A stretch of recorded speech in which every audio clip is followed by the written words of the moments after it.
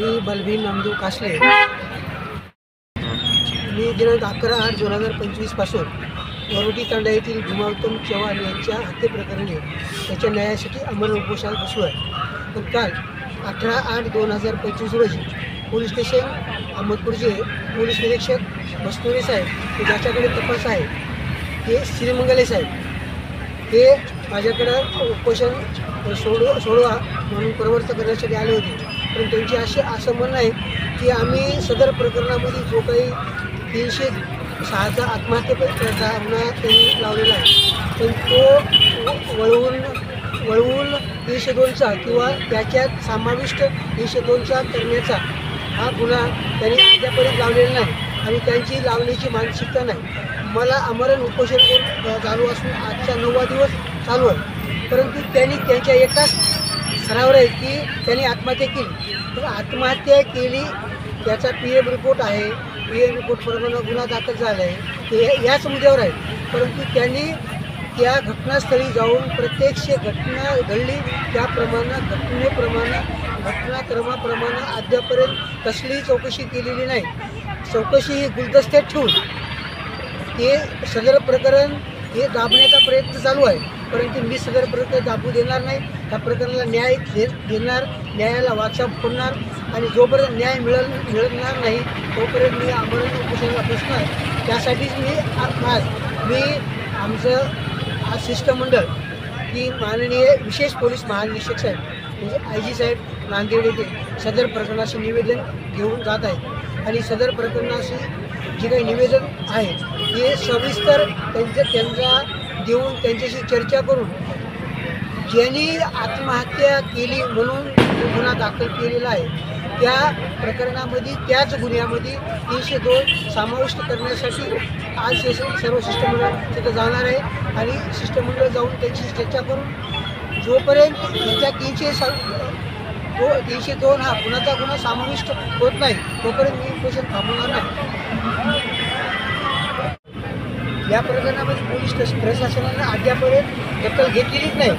हे असं तरी ठरवलेलं आहे की कुटुंब एकदम अज्ञान कुटुंबातला एक करता धरता मुलगा त्याची हत्या झाली आणि 2 मुलं त्याची आज 4 वर्षाचा मुलगी आणि 6 वर्षाचा मुलगा अशी आज परदेशी ज्याला काय वाली नाही या जगामध्ये आज त्याचं कोणी उरलेलं नाही. असं असताना सुद्धा त्याची हत्या होऊन सुद्धा श्रीमंगले म्हणतात की त्याची आत्महत्या हे त्यांचं सरासर चूक आहे. आणि त्यांनी हे न्यायाच्या दिशेने त्यांचा तपास चालू नाही. त्यांना हे तपास जे काही गुन्हेगार आहेत त्यांना गुन्हेगाराला पाठीशी घालण्याच्या हेतूनं त्यांना वाचवण्याच्या हेतूनं तपास चालू होतो. त्यांना न्याय देण्याची काही त्यांच्याकडे मानसिकता आज तरी उरलेली नाही असं मला वाटतं.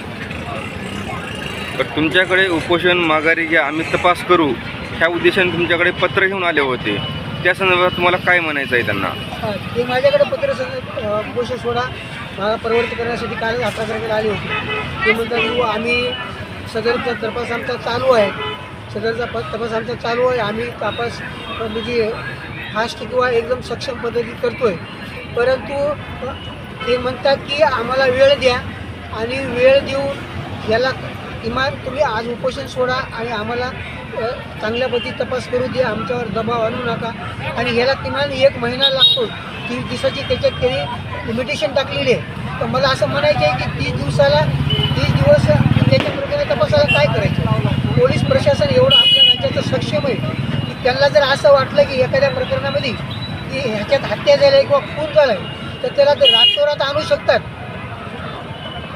आणून त्याची सगळी शहानिशा करून चौकशी करून त्याचं इन्व्हेस्टिगेशन तपासणी चौकशी सर्व करून ते कबूल करू शकतात. ह्याला 30 दिवसाची गरज नाही. 30 दिवस घेणं म्हणजे यांना हे गोरगरीब यांना कुठंतरी घसायला लावणं किंवा अन्यायात डुबवणं असा हा त्यांची मानसिकता आहे. आणि या लेकरा बाळाला न्याय देण्याची मानसिकता नाही असं मला स्पष्ट म्हणायचं आहे. त्यांच्यावर माझा आरोप नाही हे स्पष्ट आहे. त्यांची मानसिकता नाही तपास करण्यात न्याय देण्याची. त्यांना आरोपीला वाचवायचे आरोपीला पाठीशी घालायचे हीच त्यांची मानसिकता आज तर. आपल्या लातूर जिल्ह्याला एक मोठा सहकार मंत्री म्हणून लाभलेले एक नामदार बाबासाहेब पाटील आहेत. यांना तुम्हाला काय सांगायचं आहे नेमकं? तर मला त्याला एवढं सांगायचं आहे की माझे लाडके आमदार आहेत, लाडके मंत्री आहेत. अजित पवार गटाने त्यांना कॅबिनेट मंत्री केले, सहकार मंत्री आहेत. त्यांच्यावर खूप आमच्या अपेक्षा आहेत. आता अपेक्षा एवढ्या आहेत की आता आम्ही त्या बोलून दाखवू शकत नाही.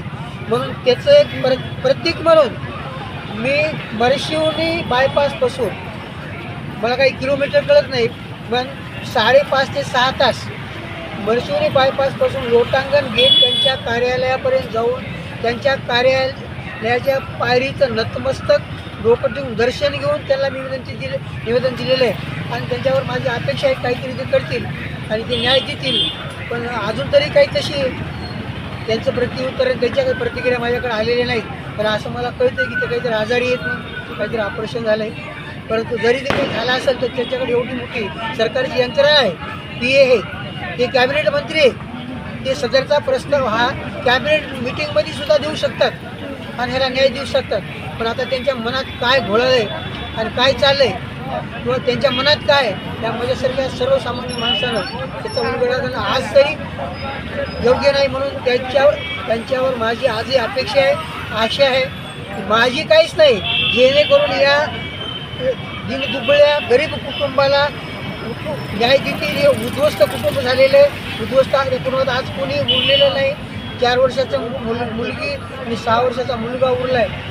त्याला काहीतरी कुठंतरी दिशा देतील, न्याय देतील अशी माझी त्यांच्यावर अपेक्षा आहे. आणि त्यांनासुद्धा परमेश्वरानं चांगली बुद्धी देव आणि त्यांच्याकडून काहीतरी त्यांचं भलं हो, एवढीच माझी अपेक्षा आहे. एवढी त्यांच्यावर माझी अपेक्षा आहे.